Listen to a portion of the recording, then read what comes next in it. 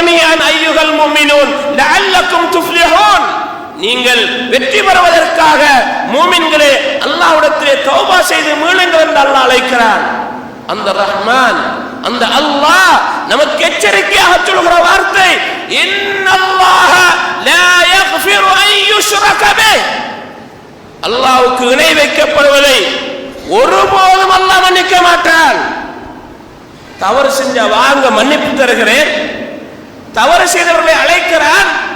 இந்த உலகத்திலே சிறுக்கு செய்துவிட்டு மன்னிப்பு கேட்காமல் தௌபா செய்யாமல் மௌத்தானால் அவருக்கு மன்னிப்பு கிடையாது. சிறுக்கு செய்திருக்கிறார், தௌபா செய்தால் அல்லாஹ் மன்னிப்பார்.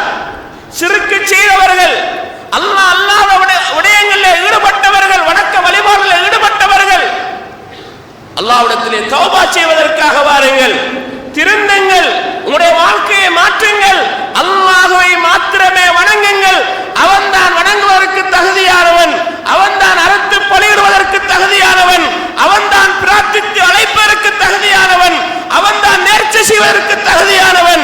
அவனை தவிர வணங்க மாட்டோம், அவனை தவிர வேறு யாருக்கும் அறுத்து பலியிட மாட்டோம், அவனை தவிர வேறு யாருக்கும் நேர்ச்சி செய்ய மாட்டோம், அவனை தவிர வேறு யாரையும் அழைத்து பிரார்த்திக்க மாட்டோம் என்கிற நிலையில் நாம் உறுதியாக இருக்க வேண்டும். நம்மை படைத்திருக்கிற ரப்புக்கு நாம் துரோகம் செய்கிற, அநியாயம் இழைக்கிற அநியாயக்காரர்களாக மாறிவிடக் கூடாது. அதே கொள்கையில், அதே நிலையில் மௌத்தானால், சிறுக்கோடு மௌத்தானால் மறுமையில் அல்லாஹ் அவரை மன்னிக்க மாட்டான்.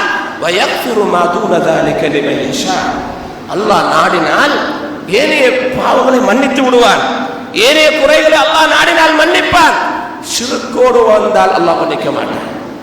எனவே அல்லாஹ் நமக்கு சந்தர்ப்பம் தருகிறான். இந்த சந்தர்ப்பத்தை பயன்படுத்தி உயிரோடு இருக்கிற போது தௌபா செய்து மீண்டு, யா அல்லாஹ் நான் தெரியாமல் உனக்கு இணை வைத்து விட்டேன், யா அல்லாஹ் நான் தெரியாமல் உனக்கு இணை வைக்கிற காரியத்தில் ஈடுபட்டு விட்டேன், என்னை மன்னித்து விடு யா அல்லாஹ் என்று மன்னிப்பு கேட்டால் அல்லாஹ் மன்னிப்பதற்கு காத்துக் கொண்டிருக்கிறான். எனவே இந்த அவகாசத்தை பயன்படுத்தி அல்லாஹ்விடத்திலே திருந்துகிற, மாறுகிற மக்களாக நாம் மாற வேண்டும். கண்ணியத்துக்குரிய சகோதரர்களே, அல்லாஹ் அல் குர்ஆனிலே சொல்லி காட்டுகிறான், குல் தஆலவ் அத்லு மா ஹர்ரம அலைக்கும் ரப்புக்கும். வாருங்கள், உங்களுடைய ரப்பு உங்களுக்கு எதை ஹராமாக்கி இருக்கிறார் அதை ஓதி காட்டுகிறேன், வாருங்கள் என்று அல்லாஹ் சொல்லி காட்டுகிறான். நமக்கு ஹராமாக்கி இருக்குது என்றால் சாப்பாட்டில் என்ன ஹராம், குடிபானங்கள் என்ன ஹராம், இதான் நமக்கு தெரியும். ஹராமானவைகள் விசாலமான, அது இபாதத்திலும் இருக்கிறது, உணவிலும் இருக்கிறது, குடிபானத்திலும் இருக்கிறது, திருமணத்திலும் இருக்கிறது, வியாபாரத்திலும் இருக்கிறது, எல்லா வகையிலும் ஹராம் ஹலால் இருக்கிறது. நமக்கு ஹலால் ஹராம் என்றால் சாப்பாட்டில் மட்டும்தான், அதை மட்டும்தான் பார்ப்போம். நம்ம அல்லாஹ் உங்களுக்கு நான் ஹராமாக்கியதை ஓதி காட்டுகிறேன், வாருங்கள் என்று அழைத்து விட்டு முதலாவது சொல்கிற வார்த்தை அல்லா துஷ்ரிகு பிஹி ஷைஆ. அல்லாஹ்வுக்கு இணை வைத்து விடாதீர்கள். அல்லாஹ்வுக்கு இணை வைப்பது ஹராம், அல்லாஹ்வுக்கு இணை வைப்பது ஹராம்.